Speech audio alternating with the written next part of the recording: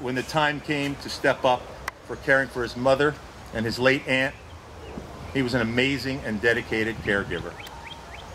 He always relished the opportunity to help others, especially his family and friends.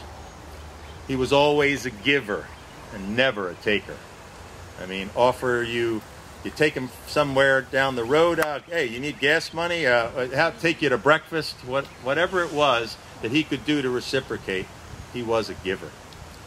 And he was an amazing and generous man when it came to helping others, even those he never met. He donated regularly and freely to numerous charities and organizations, as you saw in the obituary, those of you read it, that helped others. He was a true humanitarian, and he was loved by everyone who really got to know him.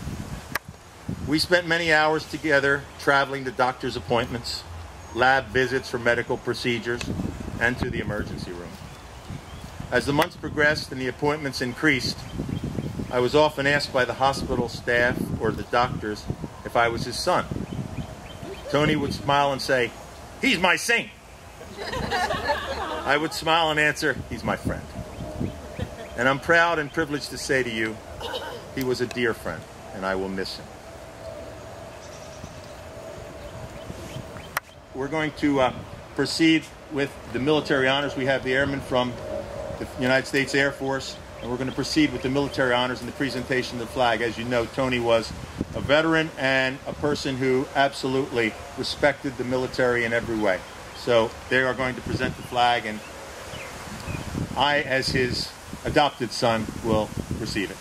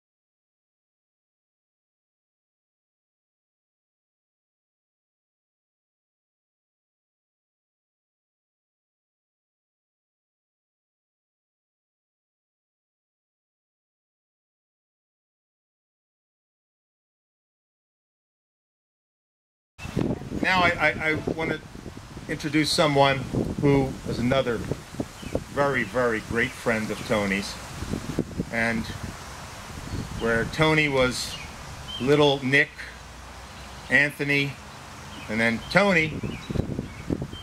The next person is Father Doyle, Monsignor Doyle,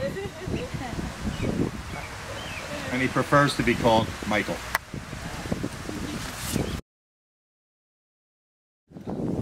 Everyone is thankful that we're all here together, and that a great number of people came to honor Tony and Nick, and also I feel also honor Larry, the Virgilio Brothers.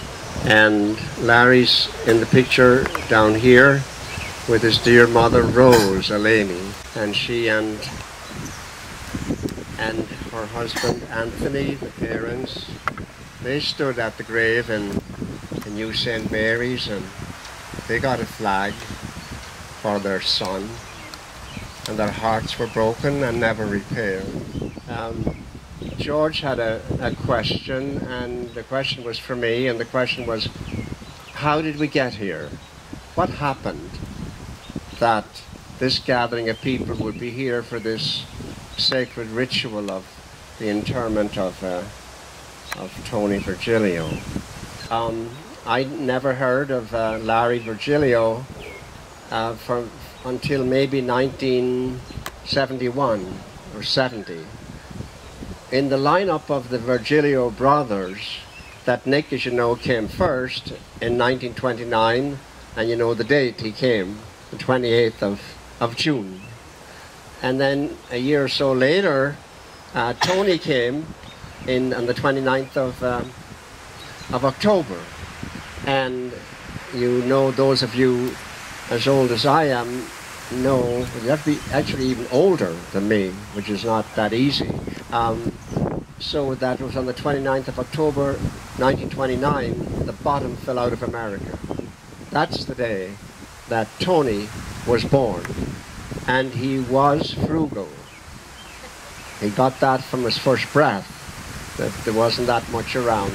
So anyway, it was like 14 years after Nick when Larry was born, and 13 years after Tony. And this child appeared on the horizon to be a great joy to his parents, and I would kind of think an amazement to the teenagers to see this little thing come into 1092 Niagara. And there he grew up and went to school, and all three of them went to Camden High across the trees here. And the 16th of April 1966, that Larry went into the Marines, and he went in training and so forth. Around the end of the summer 66, he was deployed to Vietnam, and less than a year later he was dead, and he died on the 24th of July 1967. And it was an enormous reality, his death. And Larry Virgilio was 25 years old. He was just a child, and he was destroyed by weaponry in Vietnam.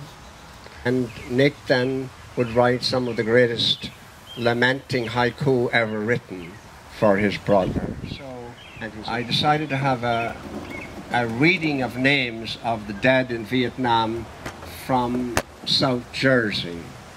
And I went to the Courier Post and I got the names.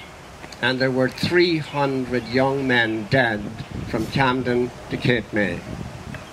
And so I had a mass in St. Joseph's in East Camden to remember the dead and to pray for peace. And the names of all the dead were put on individual index cards, and they were given to the young people coming in to the church. And I called out those names, and someone stood up for each one until 300 were standing. And so what was extraordinary about it was that the name that I got for myself was Lawrence J. Virgilio. I didn't know who he was. They even had the wrong town down for him. Had Vineland for him. It was wrong. He was from Camden. And so I was, you know, moved by all of this and name, so that I took that name home with me and the card. It happened after that, and it was 1973 in St. Joan of Arc in Fairview, and the Virgilios were from Niagara Road in Fairview from 1939. And I was there, and one day a couple, you know, up in years, came to the rectory, and it was July, and they wanted to have a mass offered for their son. I didn't know them. So the mother was crying, and the father said, Anthony said, we go through this every year in July. And so I got out the book to write it down, and I asked them, they sat down, and I asked them, and what is the name of your son? And they said, Lawrence J. Virgilio. I said, wait a minute. I who can't find my shoes, I could go up to my room and find my index card on the desk. And I brought it down, and I put it down in front of them, and they read it, and they read Lawrence J. Virgilio. And we all cried there at in the rectory. It was extraordinary, all of that, how that happened, and how the Holy Spirit of God was involved in some beautiful way of connecting things for us. And we didn't really know what we were doing. So subsequently, it could be 3 years later, I wrote a letter about that beautiful encounter. It was wonderful. It was holy, it was beautiful, it was sad, it was just wonderful. So I wrote this letter about it, and Monsignor Adamo, who was the editor of the Star Herald, he got that letter, and he decided to publish it in the Star Herald, that letter, telling the story I just told you. And someone read it and brought it to Nick.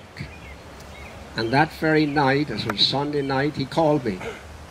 I remember where I was sitting when I got this call. And he said, right away, it has to be put in the Catholic Digest. It has to be moved beyond Camden. He was into promotion right away. And I wouldn't think of that.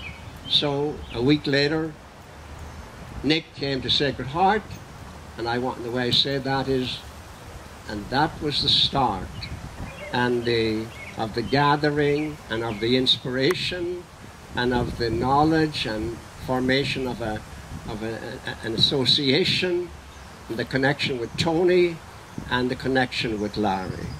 That's how this happened. And if Larry hadn't died, we would not be here today. That's what I want to say. Out of his death came life, and the life is in all of this stirring of people to be inspired and to write and to think and to ponder and to, you know, live with focus and attention and contemplation. That's the story, and it's quite remarkable because it was out of this tragedy, and it was a crushing tragedy, and the suffering of the dear parents of him, and they suffered till they died.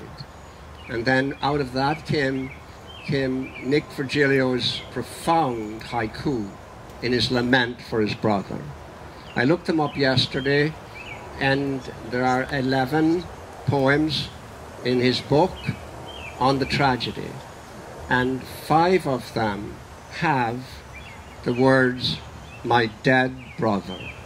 5 of them. Great poems that were in Frog Pond, and then we got into his book, and they touch everyone from across the planet. Everyone that had losses would understand. So it's amazing. Eugene O'Neill would say, there's no truth without tragedy. Out of tragedy comes this profound truth that we all can be nourished by. But I just wanted people to know that it was Larry, it was Larry Virgilio. His death was the fountain that life came out of, and we're here because of, and we will be here again, and we will come back again. I was thinking of Whitman over there on the left side of me, and his great presence and those words that many people know about the death of Lincoln, and he lamented Lincoln, and he had this sort of profound sorrow within him. How does it go? When lilacs last and the dooryard bloomed, and the great star early drooped in the western sky in the night, I mourned, and yet shall mourn with ever returning spring. But we, I think, out of the inspiration that nourishes us, I think that we will celebrate here, we will celebrate with every returning June, and we will not forget. And we will honor them by writing our bit, whatever way it is, that when we're stirred, that from your heart and hand and pen comes something worth reading, if only by yourself. So that's how we will honor them. I put 3 poems in this little thing I wrote about the brothers and Harleigh, and the one that's most poignant is when the Marines, 2 Marines, came to Niagara Road with the news, maybe the next day, the 25th of July. And Nick saw them across the street, and he knew they were there. The parents were out. Imagine that scene.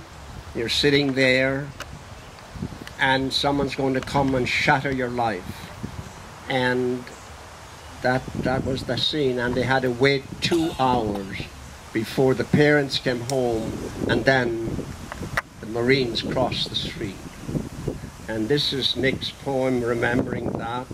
Telegram in hand, the shadow of the Marine darkens the screen door.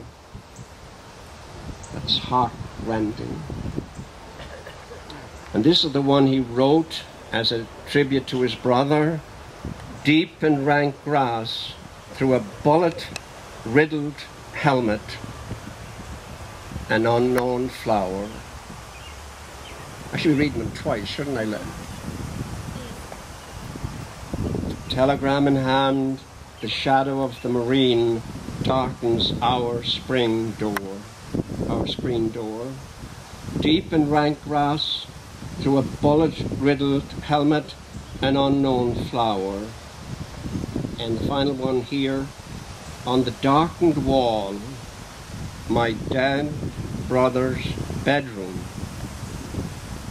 the dates and how tall.